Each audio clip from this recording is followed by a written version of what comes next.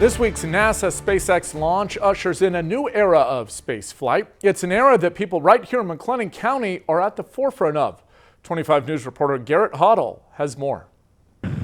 By working together through these difficult times, you've inspired the nation, the world.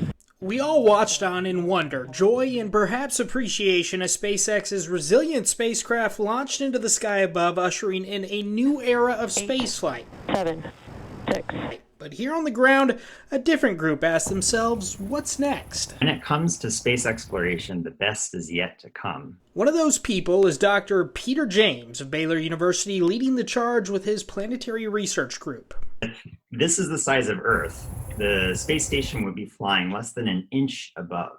And meanwhile, the size of the solar system would be like from Waco to Dallas. So there's a really big solar system out there with new dwarf planets being discovered all the time. Through the Planetary Research Group, Dr. James is no stranger to discovery himself. In 2019, Baylor drew national attention for discovering a massive gravitational surface on the moon. And this year, NASA discovered water on the moon's sunlit surface. It's not just the far side of the moon. There's actually water on the near side of the moon, too. Today, Peter is looking at Mercury in collaboration with NASA, but fascination with the moon is still as abound as it ever was. That's going to be a stepping stone to Mars, and then to go past there to the Jupiter system and the asteroid belt, all throughout the solar system.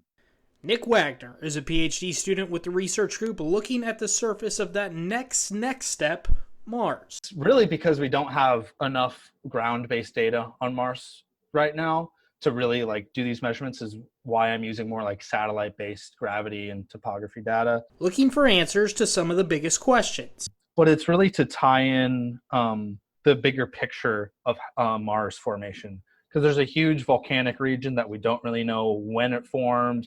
We might one day answer at a much closer distance. Rocket tests happening in McGregor with SpaceX.